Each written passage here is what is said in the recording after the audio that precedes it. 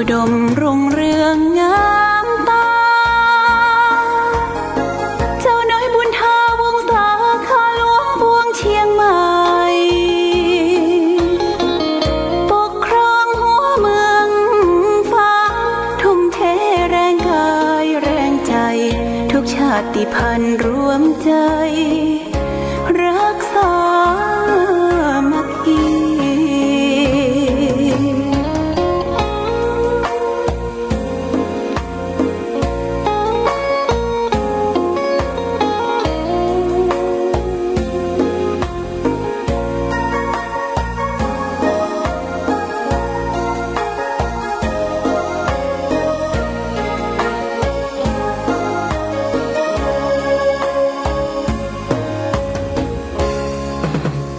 เป็นวัดร้างโบราณสืบสาน2524พระมหาราชครูเกษราปัญญาปรมาติกาจารย์จากวัดดำไพเชียงใหม่สืบสานเวลาผ่าน131 ปีนานไกลวัดพระบาทอุดมรุ่งเรืองงามตา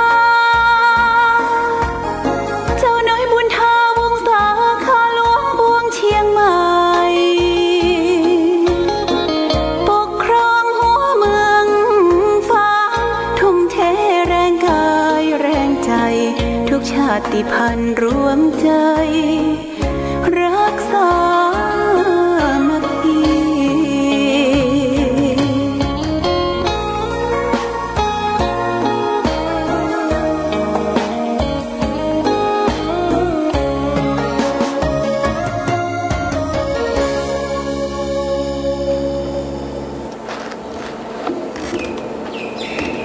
เจริญสุขศรัทธาสาธุชนญาติโยมท่านพุทธบริษัททั้งหลายวันนี้รายการธรรมประทีปส่องต่างก็ได้มาพบปะกับพ่อแม่พี่น้องศรัทธาสาธุชนญาติโยมแห่งครั้งหนึ่งวันนี้เป็นวันจันทร์ที่10เดือนพฤษภาคมพุทธศักราช2564ซึ่งตรงกับเดือน8เหนือเดือน6ใต้แรม14ค่ำวันนี้เป็นวันแต่งวันดาวันพรุ่งนี้ก็จะเป็นวันเดือน8ดับเป็นวันพระวันศีลแล้วก็เดือน9ก็จะออกมาละญาติโยมปุบปับก็การเวลามันเคลื่อนค้ายย้ายไปจนเฮาทำหยังบัดเต้าบัดตันเนาะ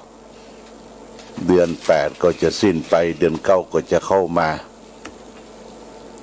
เดือน9นี่ก็ถือว่าเป็นเดือนที่จะเริ่มเพาะปลูกเกี่ยวกับข้าวกล้าไร่นาทำไร่ไซนาของพ่อแม่พี่น้องที่เป็นเจ้าไร่เจ้านาทำการเกษตรกรรม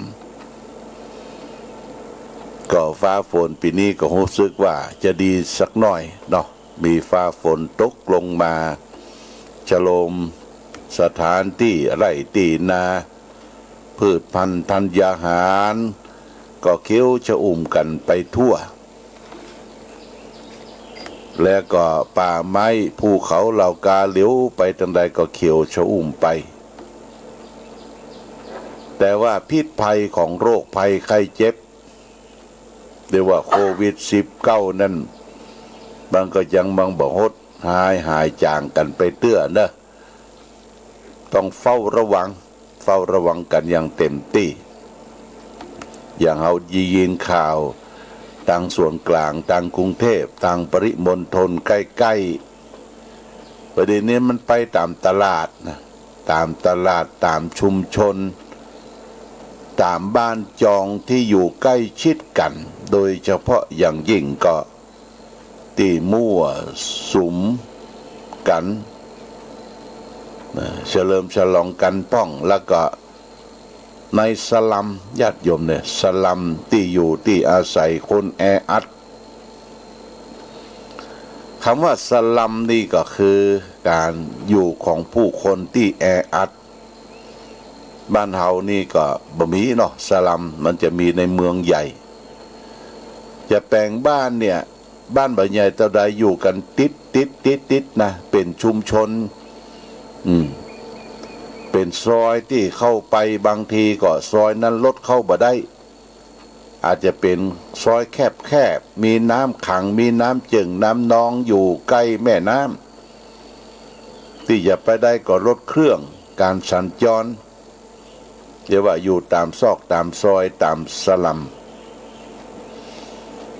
ถ้าได้ติดเหี่ยสักคนเนี่ยญาติโยมมันกับปลาเจ้าหมู่เจ้าจุ่มติดไปด้วยกันและโดยเฉพาะอย่างยิ่งก็ครอบครัวนะญาติโยมเนาะครอบครัวอาจจะไปทำการทำงานที่อื่นที่ไกลมานำพาหะเชื้อไขวัดโควิด-19 นี่มาโดยบางทีก็ไปคัดกรองไปอยู่โรงพยาบาลที่เปิ้นกักตัวไว้บ่ครบ14 วัน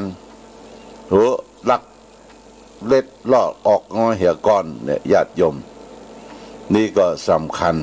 คัญมากเพราะว่าเปิ้นก็จะต้องปฏิบัติการแบบเชิงลุกไม่ได้เชิงลุกเนี่ยคือสงสัยที่ไหนเนี่ยเปิ้นก็จะเข้าไป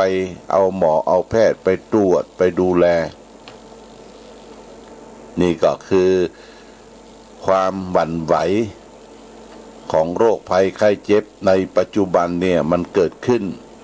ในบ้านเฮาเมืองเฮาก็พอทำเราพออดรนทนได้แต่ต่างประเทศเนี่ยน่าสมเพชเวทนาโดยเฉพาะอย่างยิ่งประเทศอินเดียญาติโยมแหล่งเกิดกำเนิดของพุทธศาสนาเป็นแหล่งเกิดของวัฒนธรรมต่างๆเป็นลัทธิเป็นอย่างต่างๆที่อินเดียเนี่ยเปิ้นก็นับถือเทพเจ้าเหล่ากาวันนี้คนอินเดียก็โอ้เทพเจ้าช่วยบ่ได้วะช่วยบ่ได้พอให้โรคภัยโควิดเข้าบ้านเข้าจองเทพเจ้านี่มันบ่หันตัวนะญาติโยมนะบ่หันตัวเขาก็ถือว่าบนฟ้ามีเทวดามีเทพเจ้าบนภูเขาใหญ่หิมาลัยมีเทพเจ้ารักษาเพิ่นก็จินตนาการถือพระพรหมถือพระวิษณุอย่างต่างๆสุดท้ายโรคภัยไข้เจ็บมาเทพเจ้ารักษาบ่ได้แต่ในหลักของพระพุทธศาสนานั้นญาติโยมเขาถือหลักเอาพระธรรมะเป็นที่พึ่งเป็นสรณะอย่างพระพุทธเจ้าตรัสว่าคนเราเกิดมาอย่าไปตั้งอยู่ในความประมาทพลาดพลั้งเป็นทางแห่งความยนะความเสียหายความตายคำว่าความหายนะความเสียหายความตายมันไม่ใช่ตายปุ๊บปั๊บมันตายเสียซึ่งอย่างละหลายอย่างนะก่อนที่เขาจะตายแต่ใจจริงเนี่ยญาติโยมตายเสียซึ่งความดีตายเสียซึ่งผลงานตายเสียซึ่งที่เขาจะได้ช่วยสังคมบ้านเมืองเนี่ยสิ่งทั้งหลายทั้งปวงนั่นก็พลอยหายตายไปโดยถ้าตายแต่จริงๆก็คือตายชีวิตร่างกายสิ้นลมปราณหายใจไปนี่ตายแต่ถึงวันที่เฮาหันคนประมาทกันนักประมาทในตนประมาทในวัยประมาทในการดำเนินชีวิตการจับจ่ายใช้สอยสุรุ่ยสุร่ายได้เงินได้ทองมาก็บ่พอกินพอจ่ายพอใจยิ่งเทคโนโลยีความสมัยใหม่เกิดขึ้นเนี่ยญาติโยมเคือกกันนะเคือกกันใจมือถือราคาเป็นหมื่นเป็นแสนใจนั้นใจนี้บางทีก็เป็นหนี้เป็นสินลกรุงรังอย่างหนี้สินที่บ่ค่อยเกิดก็เกิดขึ้นนะญาติโยม ยกตัวอย่างเช่นว่าเรามีมือถือสักอันมือถือเนี่ยมันจะมีการโฆษณาประชาสัมพันธ์ว่ามีการเล่นเกมพ่องมีการตายปัญหาพ่องมีอย่างเกิดขึ้นพอตายปัญหาเข้าไปเล่นเกมกดเข้าไปเนี่ยญาติโยมว่าท่านโชคดีและรับรางวัลนะโชคดีและรับรางวัลการที่จะได้รางวัลนั้นท่านต้องบอกเลขบัตรของธนาคารที่เอาสตางค์ไปฝากเนี่ยบอกคือเขาพอบอกเขาหูเลขรหัสธนาคารเอาละหมู่โจรหมู่ขโมยหมู่ที่ขี้โกงเนี่ยมันดูดทรัพย์เข้าไปหมดนะดูดทรัพย์มันเก่งมากนะเก่งหมู่นี้เก่งทางเทคโนโลยีเขาบัดตันเนาะบัดตันเขาแต่งปากแหวขึ้นล่องบัดตันละญาติโยมนี่เขาว่าเขาลวกเนี่ยเขาลวกเลยเขาเหรอเปิ้นลวกเดี๋ยวนะอันนี้เอาบัดตันเหตุตันการเพราะฉะนั้นญาติโยมท่านสาธุชนหันเปิ้นมีก็จะไปใครได้เตื้อหันเปิ้นขี้ไร้อย่าไปดูแคลนญาติโยมความโลภความใครได้เนี่ยเมื่อตาเขาสัมผัสกับสิ่งที่ได้ประสบกับตาเป็นรูปเกิดความปรุงแต่งในใจมีความยินดีอยากได้ต้องการยิ่งกับมีการโฆษณาประชาสัมพันธ์อันนั้นดีนั้นดีญาติโยมเขาลองพอในโทรทัศน์เกี่ยวกับเนี่ยญาติโยมเกี่ยวกับยาอย่างต่างๆนะที่จะมาบำรุงร่างกายพ่องมาเป็นที่จะแก้ไขต่างๆในร่างกายเนี่ยโคประชาสัมพันธ์จนเขาเวิ้งนะเวิ้งว่าอันนั้นก็ดีอันนี้ก็ดีเจ็บหัวเข่ากาเจ็บอย่างกานี่ดีหมดญาติโยมไปพอเท่าโทรสั่งไปเนี่ยบ่ต้องไปจ่ายสตางค์เตื้อจ่ายปลายทางเขามาเก็บเอาลูกส่งของมาเก็บเอาเนี่ยญาติโยม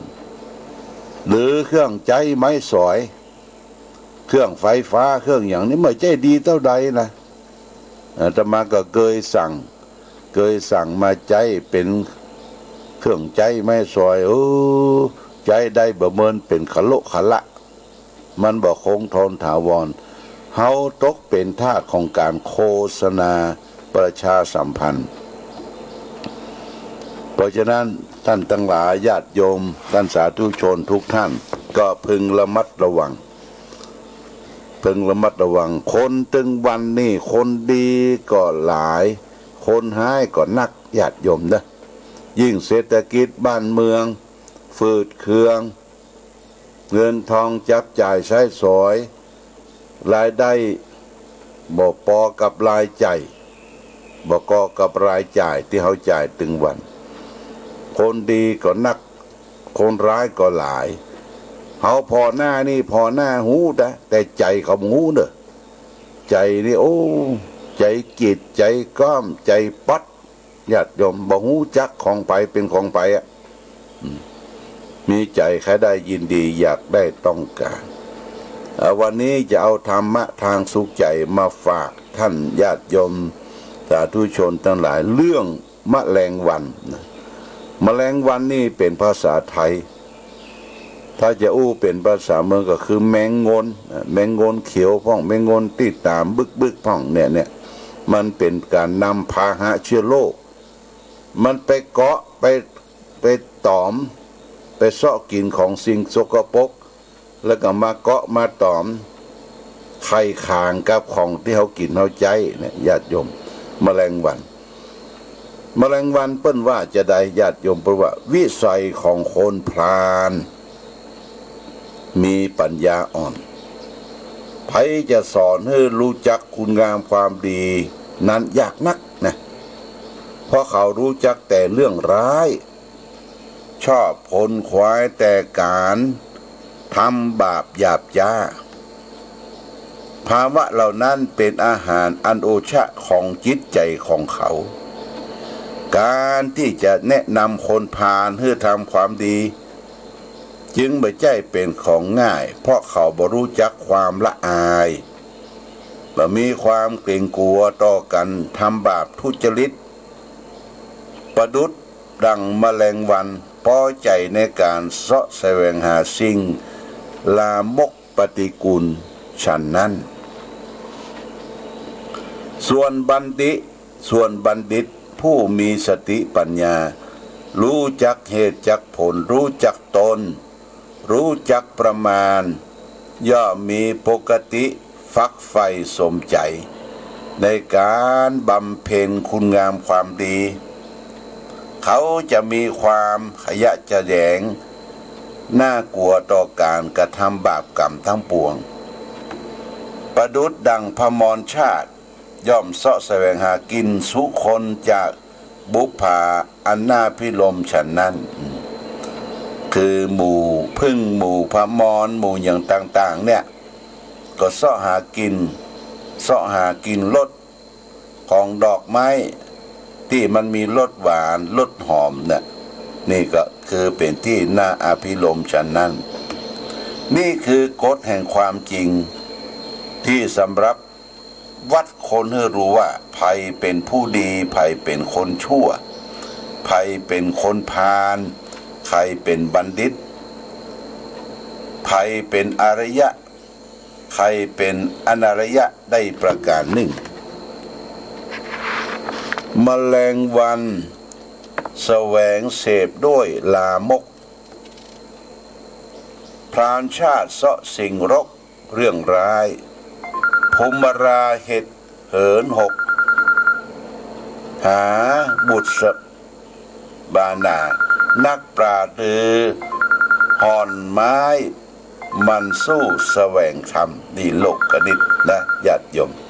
ฝากไว้เป็นหลักคิดให้แก่ญาติโยมท่านสาธุชนว่าแมลงวันชอบกินอาจมชอบกินของเหม็นส่วนที่เป็นพมรแมงพึ่งเนี่ยชอบกินรสโอชะของหอมญาติโยมของหอมก็คือของดีนะถ้าไผแมลงวันนี่มันชอบของเหม็นกินเนี่ยก็เป็นจิตใจเขาชอบสิ่งที่ลามกชกกระเป็ดญาติโยมนะลามกชกกระเป็ดเพราะฉะนั้นญาติโยมท่านสาธุชนทั้งหลายสิ่งที่เราได้รับสัมผัสในปัจจุบันนี้ฮัลโหลวิบลเนี่ยกำลังออกรายการอยู่มาเลย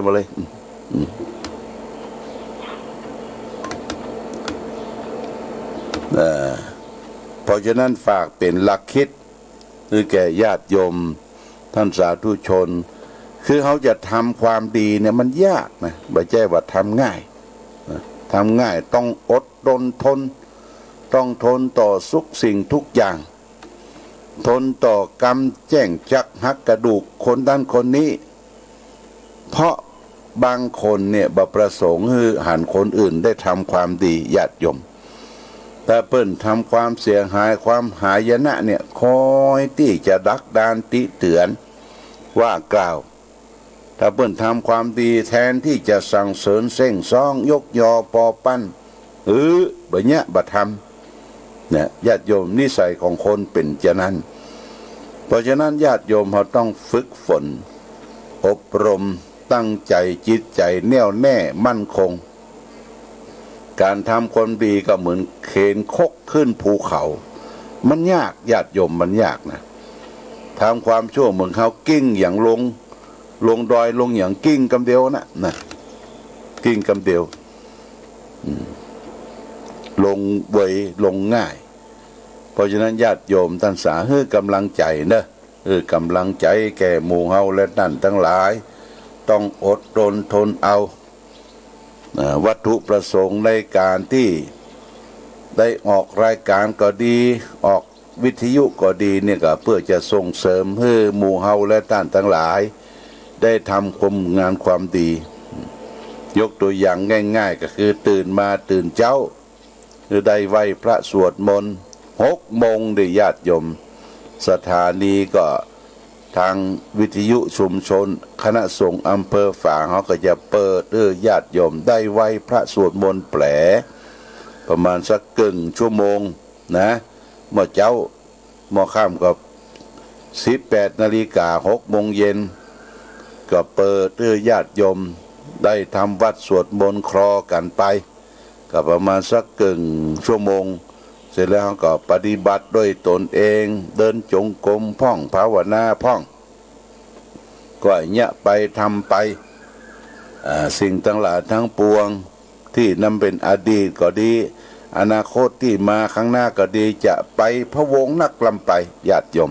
คือเอาปัจจุบันเนี่ยทำดีในปัจจุบันนี่มันบ่งบอกถึงอนาคตว่าถ้าปัจจุบันเราดีอนาคตมันก็ดีถ้าปัจจุบันเราบ่ได้ทำดีอนาคตนี่แน่นอนไปไหนบ่รอดถึงฝั่งญาติโยมนะบ่รอดถึงฝั่งก็คือมันสร้างสมคุณงามความดีเกิดมาทั้งทีทำดีให้ได้อย่าตายทั้งทีให้ได้ฝากเดียวไว้ทำดีไว้ให้ลูกทำถูกไว้ให้หลานทำความชื่นบานไว้กับประเทศชาติบ้านเมืองของเราเอาความดีนั้นมาเป็นแกนกลางทางชีวิตเอาความคิดนั้นมาเป็นเครื่องช่วยอำนวยผลเอาแรงงานนั้นมาเป็นเครื่องช่วยอำนวยตนนั่นคือคนคุณค่าราคางามเราจะมีคุณมีค่ามีราคางามก็เพราะความดีเนี่ยญาติโยมความดีค่าคือผลของงานค่านี่คือผลของงานคุณก็คือคุณธรรมที่มีประจำจิตประจำใจเฮาก็ให้ฝึกฝนอบรมไปคุณธรรมเนี่ยนะคุณธรรมยกตัวอย่างเช่นว่าเป็นคนมีเมตตาธรรมเป็นตั้งอยู่ในพรหมวิหารธรรมยิ่งเฮาแก่ตัวคือมีเมตตากรุณามุทิตาอุเบกขาต่อลูกต่อหลานต่อที่เฮาได้ประสบพบปะจะไปเกลียดจะไปจังเปิ้นจะไปอิจฉาตาร้อนคนนั้นคนนี้จะไปบุยปากใส่คนนั้นคนนี้จะไปเล่าหน้าจาควรติฉินนินทาคนอื่นเขาคือตั้งมั่นดูตัวเก่าญาติโยมดูตัวเก่าตัวเองรักษาสภาพร่างกายจิตใจให้สะอาดสว่างสงบเพื่อมีศีลมีสมาธิมีปัญญานั่นคือเป็นปราชญ์เป็นยอดผู้ปฏิบัติธรรมนะญาติโยมเป็นยอดคือผู้ปฏิบัติธรรมนี่ฝากไว้เนี่ยญาติโยมท่านสาธุชนก็ใกล้จะหมดเดือน8ละนะเดือน8นี่ก็จะใกล้เข้าเดือน9เข้ามาแห่มบกี่วันพวกนี้เป็นวันเดือน8ดับเดือน8ดับปกติแล้วเดือนวันศีลนะเดือน8เดือน9เนี่ยเพิ่นก็จะมีการงานเฉลิมฉลองสงน้ำพระธาตุสงน้ำพระบาทสงน้ำนั้นประเพณีที่หันที่นี่แต่ประเดี๋ยวนี้ทางการบ้านเมืองเพิ่นก็บอกว่าจะไปจุ่มนุมกันเกินกว่า20 คนขึ้นไปนะมันเป็นเหตุเพศภัยนำพาหะเชื้อโรคไข้หวัดจะมาติดต่อกันและพร้อมกันนั้นญาติโยมที่จะไปงานศพก็ดีงานตายก็ดีเนี่ยจะต้องระมัดระวังใจแน่ใจตะข่ายจะไปบ่กลัวเนี่ยญาติโยมคนเฮาบ่กลัวประเภทหนึ่งก็คือไปกินเหล้าละกินเหล้าเมายาอะหยังโอ้ยะหยังดุดันบ่ใครกลัวเพราะมันแอลกอฮอล์เนี่ยเขามาบังคับเป็นคนจิตใจกล้าทำผิดทำพลาดลงไปแล้วก็หาวัดเพราะว่าเด้อนี่ฝากไว้เป็นหลักคิดคือแก่ญาติโยมท่านสาธุชนวันนี้รายการธรรมะประทีปส่องต่างได้มาปะมาพบญาติโยมท่านสาธุชนทั้งหลายก็พอสมควรแก่กาลเวลาโอกาสนี้ขออำนวยอวยใจพอออกศรัทธาญาติโยมกำลังจิตกำลังใจผู้ที่ประสบภัยเกี่ยวกับโรคภัยไข้เจ็บทั้งหลายทั้งปวงผ่านไปมันทะลุไปมันเคี้ยวขาดไป โรคภัยไข้เจ็บทั้งหลายทั้งมวลก็ให้มันไหลไปกับน้ำไม่ไปกับไฟไปปัดไปกับลมนะขอท่านทั้งหลายจงประสบสุขโชคดีประกอบไปด้วยจตุรพิธพรใจ4ประการคือมีอายุวันนะสุขภาระมีปฏิภาณธนสารสมบัติธรรมสารสมบัติทุกทิวาราตีการเหมือนกันทุกรูปทุกท่านทุกคนด้วยเถิด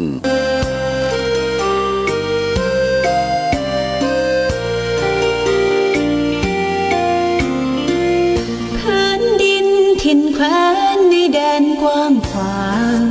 เมืองฝางอำไพเลิศล้ำวิไลชวนให้ไฟหาทุ่งเขา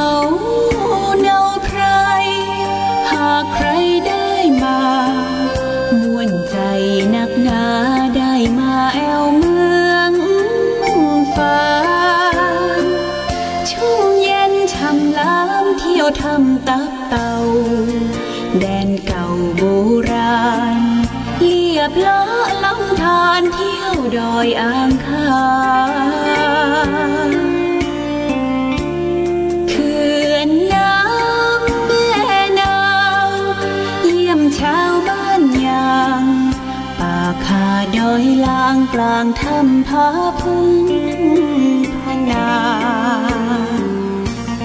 ป่าสวยงามธงชาติและเพลงชาติไทยเป็นสัญลักษณ์ของความเป็นไทย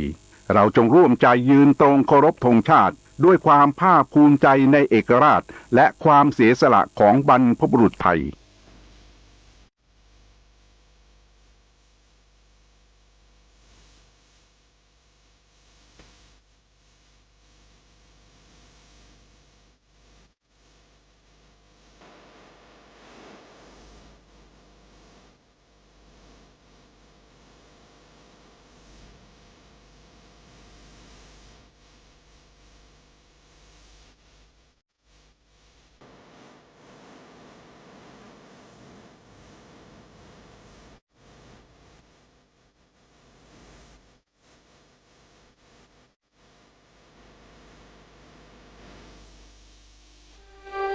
นมัสการเจ้าค่ะวิกฤตโควิด -19 จะมีหลักธรรมใดช่วยได้บ้างไหมเจ้าคะเจริญพรสมัยพุทธกาลเกิดเหตุโรคระบาดในเมืองไวสาลีพระพุทธเจ้าให้คณะสงฆ์สวดพระพุทธมนต์เพื่อความเป็นสิริมงคลของบ้านเมืองและให้ประชาชนมีสติเกิดปัญญารอดพ้นจากภัยพิบัติได้สถานการณ์นี้ทุกคนตระหนักแต่อย่าตื่นตระหนกคนไทยต้องมีสติเพื่อฝ่าวิกฤตโควิด -19 ไปด้วยกัน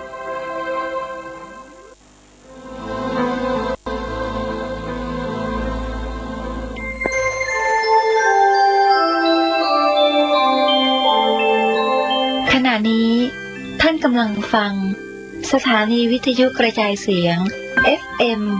104.5 เมกะเฮิรตซ์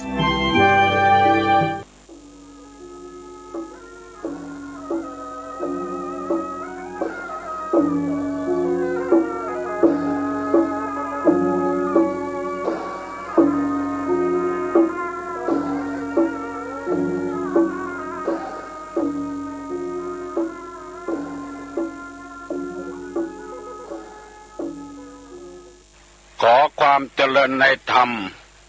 และความผาสุกทางใจจงได้บังเกิดมีกับท่านสาธุชนคนดีผู้เจริญในศีลผู้เจริญในธรรมทุกท่านพร้อมกันนี้ขอยกมือ10 นิ้วกราบอาราธนาเอาคุณพระศรีรัตนตรัยคุณงามความดีที่ท่านทั้งหลายได้บำเพ็ญมาในอดีตและกำลังจะทำอยู่เวลานี้บุญศีลบุญทานที่ได้กระทำเสื้อวัดเสื้อวาเสื้อบ้านเสื้อเมืองพระสยามเทวาธิราชคุณพ่อคุณแม่คุณครูบาอาจารย์ผู้ประสิทธิ์ประสาทวิชาความรู้สิ่งศักดิ์สิทธิ์ทั้งหลายอันมีพระบรมธาตุเจ้าดอยสุเทพและครูบาเจ้าศรีวิจัย นักบุญแห่งล้านนาไทยเป็นต้นขอกราบอาราธนาและเชิญชวนมาปกปักรักษาท่านผู้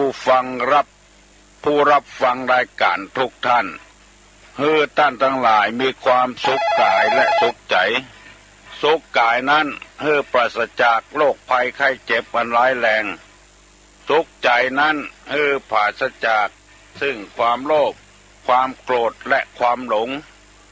ความอิจฉาริษยาอาฆาตพยาบาทซึ่งกันและกันขอความสุขอันสมบูรณ์นี้จงได้มาบังเกิดกับท่านผู้ฟังทุกท่านและนานแสนนานได้เทินพร้อมกันนี้ก่อนที่จะได้ดำเนินรายการต่อไปขอเชิญชวนมวลสหธรรมทั้งหลายญาติธรรมทั้งหลายได้ไหว้พระเพื่อให้เป็นสิริมงคลกับตัวและครอบครัวต่อไปพร้อมกันปนมมือขึ้นอะระหังสัมมาสัมพุทโธภควาพุทธังภควันตังอภิวาเทมิกราบสวากขาโตภควตาธัมโมธัมมังนัมมัสสามิกราบสุปฏิปันโนภควโตสาวกสังโฆสังฆังนะมามิกราบหันธรรมยังพุทธัสสะภควโตบุพาภคณะมะกะลังกะโลมาเสนะโมตัสสะภะคะวะโตอะระหะโตสัมมา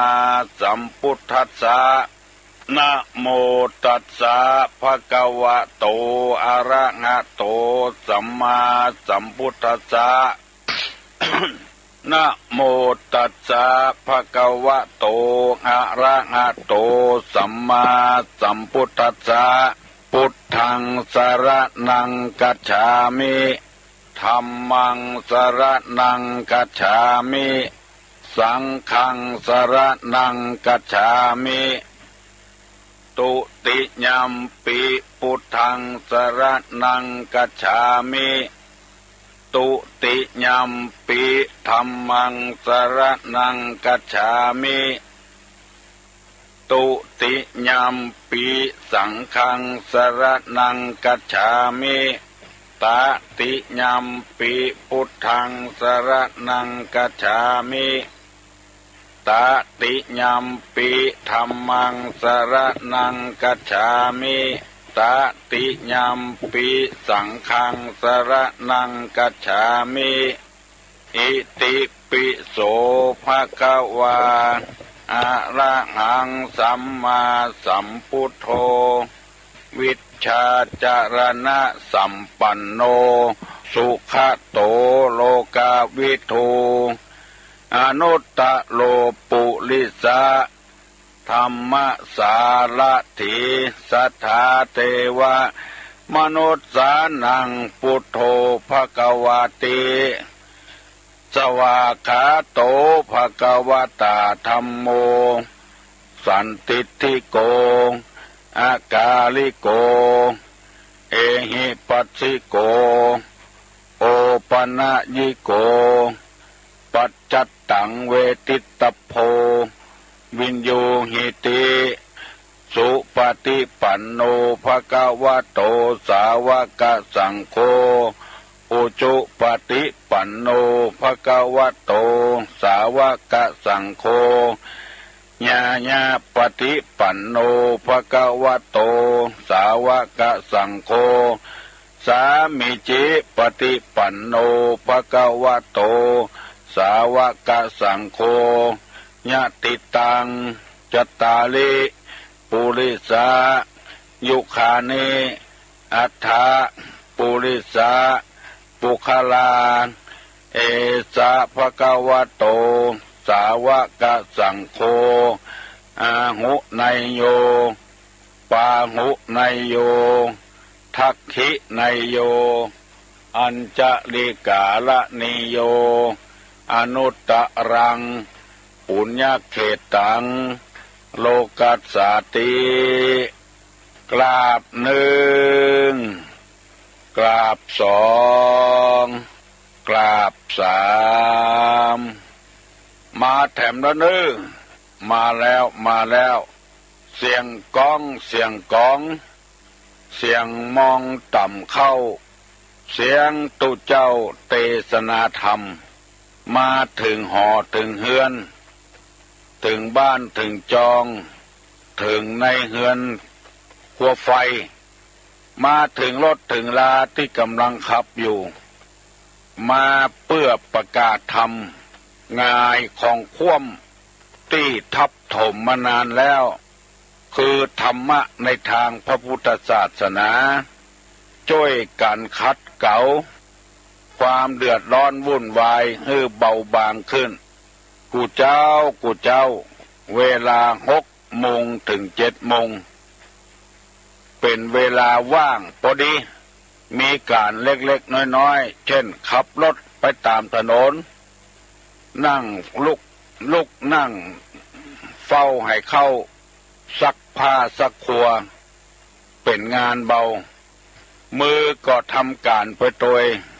หูก็ฟังธรรมะไปโดยใจก็ต้องปฏิบัติธรรมะไปโดยธรรมะอยู่ที่ไหนที่ท่านจะได้รับความร่มเย็นเป็นสุขธรรมะอยู่ที่ไหนสันติภาพย่อมเกิดขึ้นมนุษย์เราจะบ่ได้เบียดเบียนซึ่งกันและกันมีความจำเป็นอย่างยิ่งที่คนเราจะต้องเอาธรรมมาใส่อกใส่ใจเพิ่นฮ้องว่ามนุษยธรรมที่เราเดือดร้อนตึงวันนั้นเพราะเหตุว่าเราขาดมนุษยธรรมบางสิ่งบางอย่างเพิ่นบอกว่าบดีเป็นอบายมุขผลทางเข้าไปสู่ความเดือดร้อนความวุ่นวายความฉิบหายคนเฮาก็ยังรู้ทำอยู่แต่ในที่สุดก็เดือดร้อนตัวเองเดือดร้อนครอบครัวเช่นเพิ่นบอกว่าอบายมุขคือหนทางเข้าไปสู่ความเจริญเช่น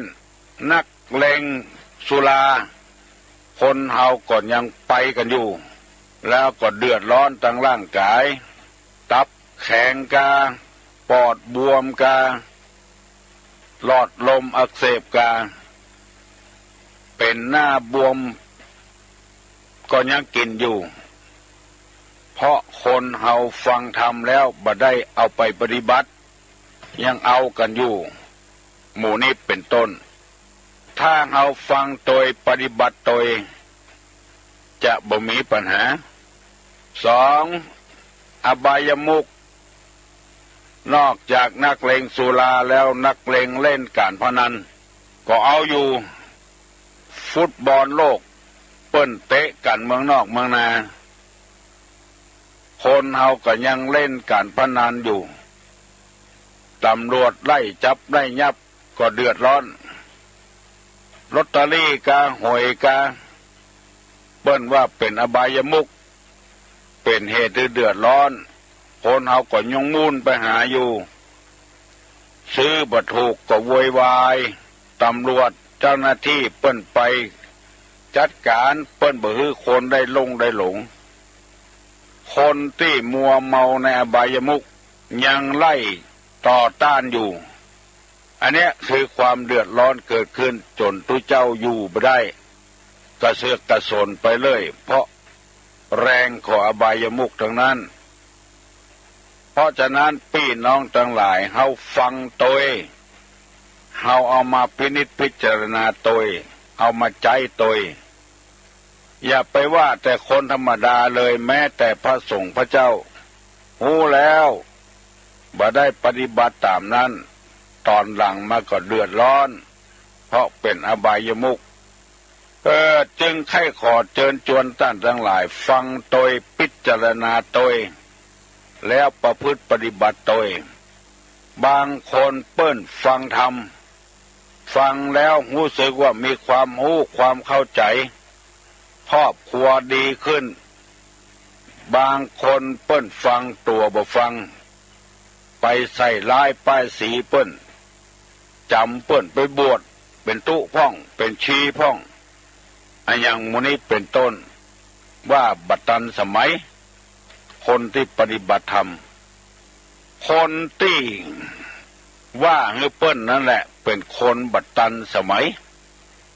คนที่สร้างความเดือดร้อนหรือคนนั่นแหละบัดตันสมัยเปิ้นอยู่กันดีๆในบ้านในเมืองตัวเองเอาตัวไปอยู่ในคอกในขังบ่ได้นึกถึงว่าตัวเองนั่นแหละเป็นคนบัดตันสมัยไปจมอยู่ในคุกในตารางพุ่นเหียเพราะเหตุว่าไปหมกมุ่นอยู่ในอบายมุขบ่ได้นำธรรมะมาปฏิบัติคำว่าตันสมัยบัดตันสมัยนั้นบ่ได้เกี่ยวกับการฟังธรรมปฏิบัติธรรมเกี่ยวกับอย่างอื่นแต่ต่างหากคือสิ่งแวดล้อมตีปากันบินเข้าสู่กองไฟอย่างแมงเม่าวันนี้ตุลุงจะขอนำเอากรรมโบราณที่ว่าไม้เศร้าล้ำคุ้มมาเสนอให้พี่น้องทั้งหลายฟังไม้เศร้าล้ำคุ้มนี่หมายความว่าอย่างไรไม้เศร้านี่ไผ่ๆก็หูว่าใจแม่นผักแม่นไม้แม่นบะม่วงแม่นบะลำไย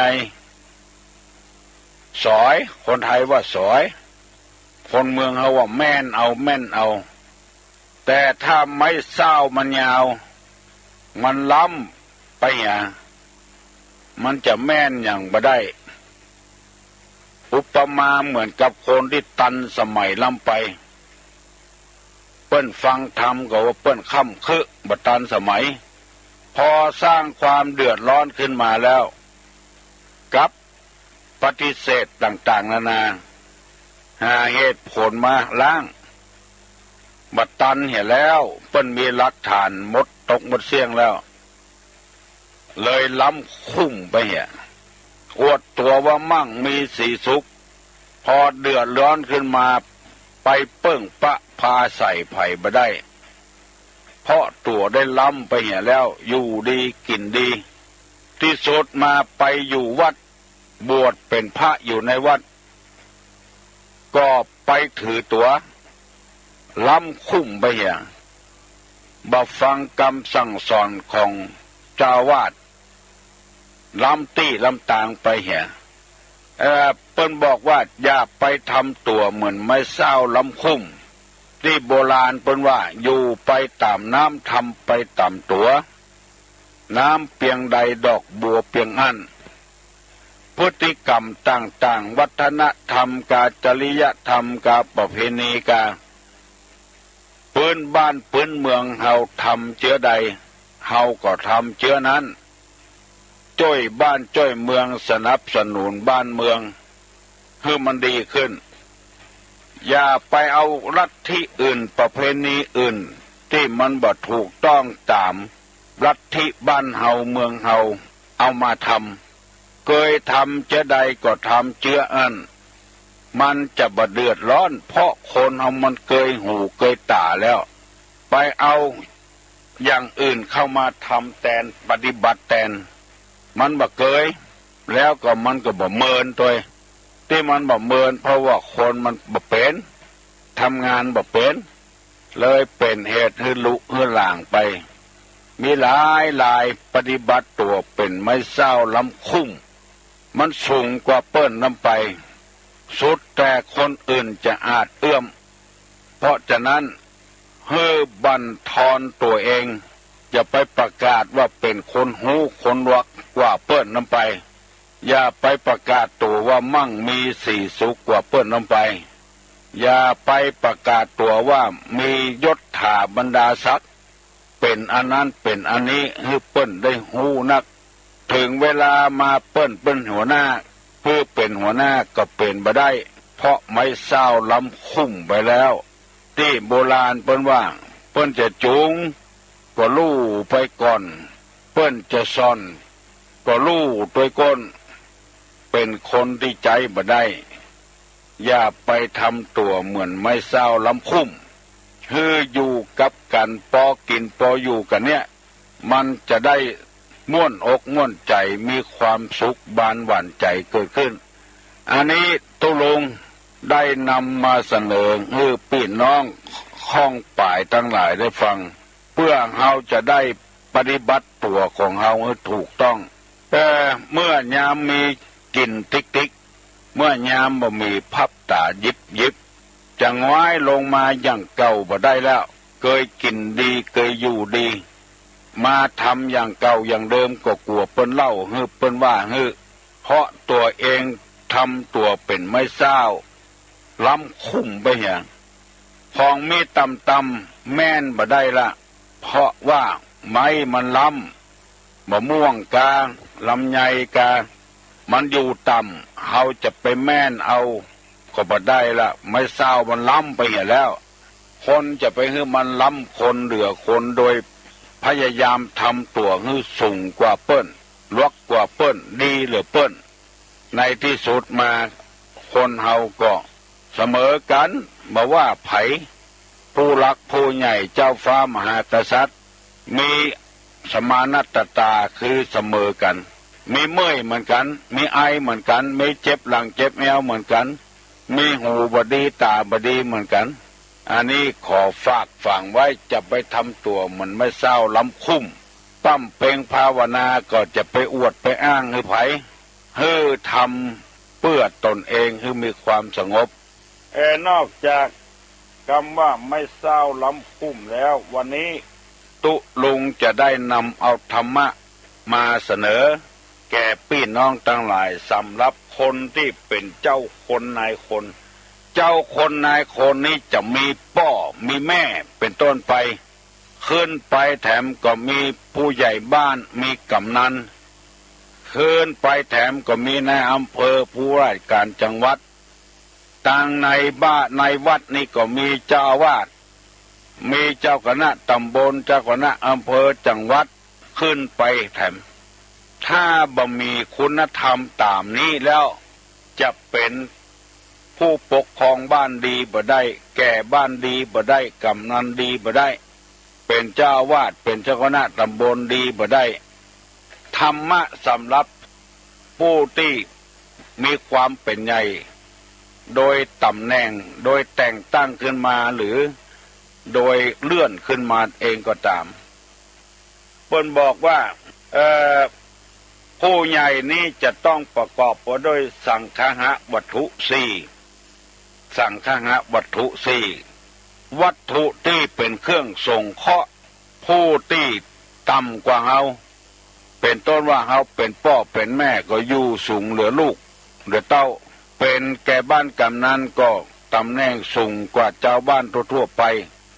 ถ้าอยากจะให้เป็นกำนันดีผู้ใหญ่บ้านดีผู้ช่วยดีหรืออบต.ดีสอบต.ดีเป็นนายกเป็นปลัดหมู่เนี้ยต้องประกอบไปด้วยสังฆะวัตถุสี่1ทาน2ปิยวาจา3อัตถจริยา4สมานัตตาอันนี้ธรรมของผู้ที่ถูกสถาปนาให้เป็นผู้ใหญ่คำว่าทานหมายถึงว่าผู้ใหญ่ต้องมีการเสียสละอย่าไปโลภแต่ตันหันแต่ได้แม้นที่ไหนกินที่นั่นบอกว่าของนั้นจะเป็นของวัดของวาบอกว่าของนั้นเป็นของเจ้าบ้านเจ้าจองเป็นของอะไรอย่างก็จ้างเถอะถ้ามันขาดบัญชีแล้วเขาจะรู้ทันทีว่า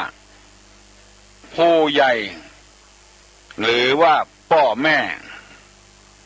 ละเอ็กละอ่อนได้เงินได้ทองมาแทนที่จะเก็บหอมรอมริบไว้ให้ละอ่อนกับเอาไปจ่ายเนี่ยละอ่อนก็มีกำลังใจที่จะหิจะหาอันนี้เคยมีแล้ว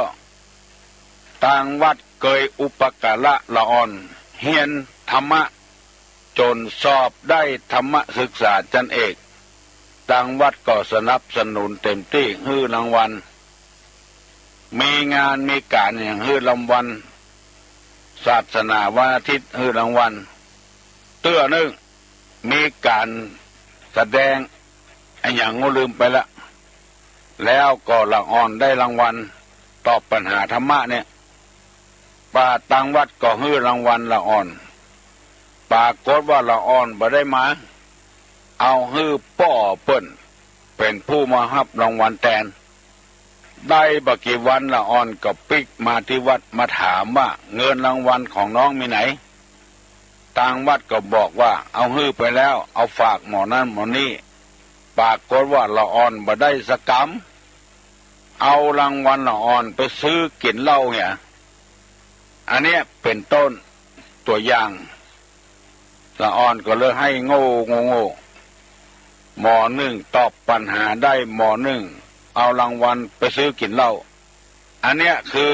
บ่มีจิตเมตตาบ่มีการทานผู้ใหญ่ ต้องใจกว้างได้มาเต้าใดเฉลี่ยให้เต้ากันหมดแสดงน้ำใจออกมาบางคนกินหัวคิวเจ้าบ้านแทนที่เพิ่นจะได้เต็มร้อยไปได้เหี่ย70-80เหลือนั้นไปที่ไหนผู้ปกครองบ้านกินหัวคิวโดยที่บ่แยะหยังเพิ่นจะฮื้อ50ไปฮื้อเพิ่นอย่าง40กะ30กะเหลือกว่านั้นผู้ปกครองบ้านไปหัวเถียบัดท่าเนี้ยอย่างแค่เนี้ยชื่อว่าเป็นผู้ปกครองคนดีบ่ได้ละแถมเตื้อนึ่งสมัครเป็นอย่างก็ตึงบ่ได้ละเพราะว่าหันแก้ตัวหันแก้ได้บ่มีการเสียสละช่วยเหลือเจ้าบ้านเจ้าจองทำมาอย่างน้อยก็บ่นก็เดือดว่าบ่ได้อยู่บ่ได้ย่างบ่ได้พักบ่ได้ผ่อนคือตัวเป็นคนสมัครจะช่วยเหลือเจ้าบ้านเจ้าจองแล้วมาบ่นตัวบ่มีการเสียสละบ่มีการหื้อตานอามิสทานอภัยทานธรรมทานผู้รักผู้ใหญ่บอกว่าจะเป็นพ่อเป็นแม่เป็นแก่บ้านกำนันเป็นหัวหน้าคนจะต้องมีอมิสทานคือสิ่งของแบ่งเฉลี่ยให้แก่เจ้าบ้านเจ้าจองลูกศิษย์ลูกหา2อภัยทานเมื่อมันผิดพลาดไปพังเผลอไปโดยบ่มีเจตนาบ่ฟ้องบ่ร้องลูกบ้านลูกจองอภัยให้เขาเนี่ยเพราะเขาบ่รู้ถ้ารู้เขาบ่ทำที่ทำไปเพราะความโมโหก่อนยกโทษให้กันเนี่ยแปลงใจกว้างๆธรรมทานสิ่งใดที่เขาบ่รู้เอาก็พยายามอบรมสั่งสอนปรับปรุงให้มันดีมันงามขึ้นให้เข้าใจขึ้นธรรมะของผู้ใหญ่จะต้องเป็นข้อที่1นี้สังฆะวัตถุ4เป็นไว้ด้วยทานยังมีแถมปิยวัจจาอัตจริยาสมานัตตาแถมสำหรับข้อ1นี้จะต้องอู้กันหลายวันน้อยเพื่อทำความเข้าใจสำหรับผู้มุ่งหวังความเจริญบ้านเมืองเฮาเป็นประชาธิปไตยบัดเดี๋ยวนี้เป็นที่ดีอกดีใจเน้อเมื่อเจ้าที่ตุลุงออกรายการนี้หลายวัดที่ได้ยินข่าวมาเปิดเป็นเสียงต่ำสายสำหรับคนที่บ่มีวิทยุได้ฟังกูเจ้าเพื่อป้อนธรรมะเข้าไปถึงจิตถึงใจคนที่บ่เคยได้ยินคำเตือนจะได้รู้ว่าคนที่ปฏิบัติงานบ่ถูกต้องเพราะขาดคุณธรรมตามที่ได้ยินข่าวมีก็วัดวังสิงคำใต้และตังพะเยาตังเชียงไฮ้วัดใกล้วัดเคียงนี้ก็มีวัดพระบรมธาตุเจ้าดอยสุเทพพระเดชพระคุณเจ้าคุณเทพบรสิทธาจารย์เปิดเสียงต่ำสายให้คนทำการทำงานในวัดพ พระธาตุดอยสุเทพได้ฟังเพื่อจะได้ทำงานสิ่งที่ศักดิ์สิทธิ์เพื่อมันเจริญยิ่งขึ้นไปในฐานะที่บุคคลเหล่านั้นทำหน้าที่ของตนให้มันถูกต้องอย่าไปหวังมุ่งจะเงินอย่างเดียวต้องมุ่งหวังเพื่อให้พระธาตุได้เจริญรุ่งเรืองโดยและทำลายที่เปิ้นออกเสียงต่ำสายให้ชาวบ้านได้ฟังหลวงพ่อโตที่อยู่ตั้งแม่แต่งเปิ้นก็เปิดเสียงต่ำสายให้ชาวบ้านชาวจองได้ฟังถึงแม้นมันจะดังไปหน่อยแต่กรรมที่ว่าที่ฟังนั้นมันแบบเป็นพิษเป็นภัยกับไผมันแบบไปทำลายสังคมนอกจากนั้นสังคมใดถ้าปฏิบัติตามหลักธรรมนี้ชมรมนั้นสมาคมนั้นสังคมนั้นเข้มแข็งยิ่งขึ้นเพราะรู้หน้าที่ของตัวที่จะต้องทำในธรรมะในทางพระพุทธศาสนาอย่างที่ว่ามาเนี่ยต้องมีการเสียสละช่วยกันตัวเองไม่ชอบฟังคนเดียวเปิ้นชอบฟังกันถึงบ้านถึงจองก็ควรจะแปลงใจให้คนอื่นพ้องที่โบราณเปิ้นว่าอย่าไปเป็นคนคนเดียวคือเฮาเป็นคนเนี่ยคนเดียวแล้วคนอื่นบ่ใช่คนหมู่นี้เป็นต้นที่วัดพระธาตุจอมแจ้งอำเภอแม่วางหลวงพ่อเปิ้นก็ประกาศเอาเสียงต่ำสายเช่นเดียวกันอันนี้เป็นที่น่ายินดีที่เฮามีโอกาสได้ฟังเทศน์ฟังธรรมกันตลอดเวลาตลอดฟังทุกวันเพื่อให้คนเฮาจะได้ทำตามหน้าที่นั้นอยากเป็นหัวหน้าบ้านที่ดีเป็นพ่อดีแม่ดีจะต้องเป็นคนเสียสละเพื่อลูกบ่บ่นบ่เดือดให้ลูกได้ยินบางรายนี่บ่นนักลำไปลูกก็รำคาญจะถามขายให้ขายนาเอามากินเนี่ยหมดลูกบางคนก็บ่ม่วนใจคล้ายๆว่าเกิดมาแล้วสร้างความทุกข์ให้พ่อให้แม่เพราะเฮาบ่มีการเสียสละลูกที่มันเกิดมาเพราะไผก็เพราะพ่อเพราะแม่เนี่ยเป็นคนผลิตขึ้นมาสร้างมันขึ้นมาเมื่อสร้างมันขึ้นมาแล้วก็ต้องทำหน้าที่ของเฮาเงินเทอมกะลูกก้าเงินเทอมลูกก้าหนังสือลูกก้าเสื้อผ้าเครื่องแต่งตัวลูกถ้าเฮาบ่รับภาระแล้วจะมีไผมารับภาระไปโยนให้รัฐบาลเนี่ยหมดอย่างที่เฮาหันอยู่ใกล้ๆบ้านตุลุงเนี่ยมีศึกษาสงเคราะห์บ้านเด็กชายเชียงใหม่เพราะพ่อแม่บ่ยอมรับเป็นภาระ